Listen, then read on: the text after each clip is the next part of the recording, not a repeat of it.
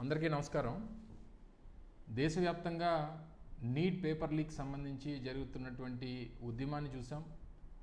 జరుగుతున్నటువంటి ఉద్యమానికి వచ్చినటువంటి ఫలితం మరి ముఖ్యంగా ఏదైతే దేశవ్యాప్తంగా ఉన్నటువంటి యువత కేంద్రానికి సంబంధించినటువంటి విద్యాశాఖ మంత్రి ఎవరైతే ధర్మేంద్ర ప్రధాన్ గారు ఉన్నారో వారిని రాజీనామా చేయాలనేటువంటి డిమాండ్తో చేస్తున్నటువంటి పోరాటానికి జరిగినటువంటి తప్పిదాన్ని యాక్సెప్ట్ చేస్తూ ధర్మేంద్ర ప్రధాన్ గారు ఇప్పుడే రాజీనామా చేసినట్టుగా చూసాం.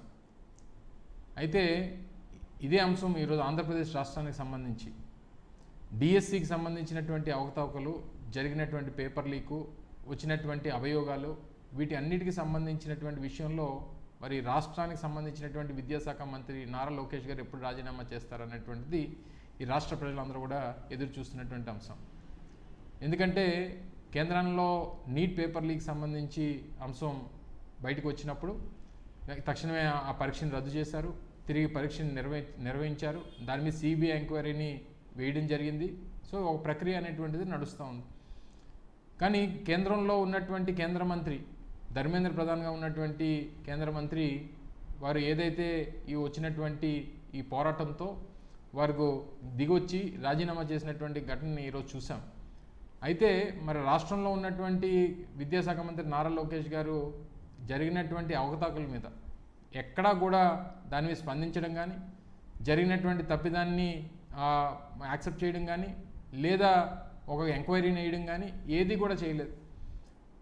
ఒక పక్క ముఖ్యమంత్రి గారు కొడుకు దానికి సంబంధించినటువంటి వచ్చినటువంటి ప్రశ్నలు, ముఖ్యంగా మాజీ ముఖ్యమంత్రి జగన్మోహన్ రెడ్డి గారు లేవనెత్తినటువంటి అనేక అంశాలు, ఏ విషయానికి కూడా వారు సమాధానం చెప్పకుండా, కనీసం ఎంక్వైరీ వేయకుండా లక్షలాది మంది ఉద్యోగ అవకాశాల కోసం, మరి ముఖ్యంగా టీచర్ వృత్తి కోసం పాకులాడినటువంటి అనేక మంది ఈరోజు ఎంతోమంది యువత ఎదురు చూస్తూ ఎప్పుడు పరీక్ష పెడితే ఎప్పుడు సెలెక్ట్ అవుతాం, ఎప్పుడు మన కుటుంబాన్ని మనం మోసేటువంటి అవకాశం మనకు వస్తుంది అన్నటువంటి ఉద్దేశంతో ఎదురు చూస్తున్నటువంటి ఎంతోమంది యువతకి ఈరోజు నిరాశ కనబడుతూ ఉంది. ఈరోజు క్వశ్చన్ పేపర్ చేసేటువంటి వ్యవస్థ కానీ, లేదా పరీక్ష నిర్వహించేటువంటి వ్యవస్థ కానీ, ఇవి రెండు డిఫరెంట్ వ్యవస్థలకు ఇవ్వడం జరిగింది. కానీ రెండు వ్యవస్థలకి ఒకరే ఇన్ఛార్జ్ ఆఫీసర్గా పనిచేయడం అనేటువంటి దాంట్లో అనేక అనుమానాలు వచ్చినటువంటి సందర్భాలు చూసాం. ఎవరైతే క్వశ్చన్ పేపర్ తయారు చేస్తున్నటువంటి వ్యవస్థ ఏదైతే ఉందో ఆ వ్యవస్థలో పనిచేస్తున్నటువంటి ఒక అవుట్సోర్సింగ్ విద్యార్థికి స్టేట్ టాపర్గా వచ్చాడు. స్టేట్ టాపర్గా వచ్చినటువంటి వ్యక్తి వెరిఫికేషన్కి వెళ్ళు, ఇంటర్వ్యూ అటెండ్ అవ్వడు, దేనికి కూడా వచ్చినటువంటి ఉద్యోగాన్ని కూడా తీసుకోకుండా చేసినటువంటి సందర్భాలు చూసిన తర్వాత ఏ రకంగా నష్టం జరిగిందో, ఏ రకంగా ఇందులో అవకతవకలు జరిగిందో అనేటువంటిది క్లియర్గా అర్థమవుతుంది.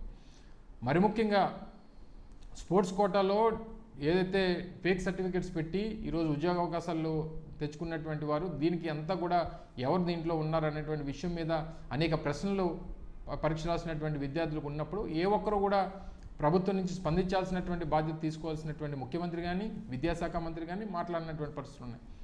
సో ఈ సందర్భంగా అందుకనే ఈరోజు దేశవ్యాప్తంగా జరిగినటువంటి పోరాటం ఏ రకంగా ఉందో, రేపు 28వ తారీఖున కూడా వైఎస్ఆర్ కాంగ్రెస్ పార్టీ జగన్మోహన్ రెడ్డి గారి పిలుపు మేరకు రాష్ట్రంలో ఉన్నటువంటి యువజన విభాగం, విద్యార్థి విభాగం పెద్ద ఎత్తున దీని మీద ప్రొటెస్ట్ చేస్తూ ఉంది. ఈరోజు ఎప్పుడైతే కేంద్రంలో ఉన్నటువంటి కేంద్ర మంత్రి రిజైన్ చేసినప్పుడు రాష్ట్రంలో అదే ఎన్డీఏ కూటమిలో నడుస్తున్నటువంటి రాష్ట్ర ప్రభుత్వం కూడా అందులో పనిచేస్తున్నటువంటి విద్యాశాఖ మంత్రిగా ఉన్నటువంటి లోకేష్ కూడా రాజీనామా చేయాలనేటువంటిది డిమాండ్ చేస్తూ తప్పకుండా రానున్నటువంటి కాలంలో ఈ పోరాటం మరింత ఉధృతం చేస్తాం. తప్పకుండా ఈ రాష్ట్ర విద్యాశాఖ మంత్రిగా ఉన్నటువంటి నారా లోకేష్ గారు ఈ డిఎస్సి ఉద్యోగాల్లో జరిగినటువంటి అవకతవకలన్నింటి మీద ఎంక్వైరీ అనేటువంటి జరగాలి.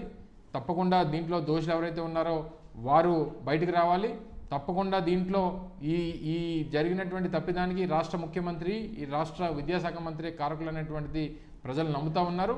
అందుకని తక్షణమే ఈ రాష్ట్ర విద్యాశాఖ మంత్రిగా ఉన్నటువంటి నారా లోకేష్ రాజీనామా చేయాలని చెప్పి డిమాండ్ చేస్తూ ఉన్నాం.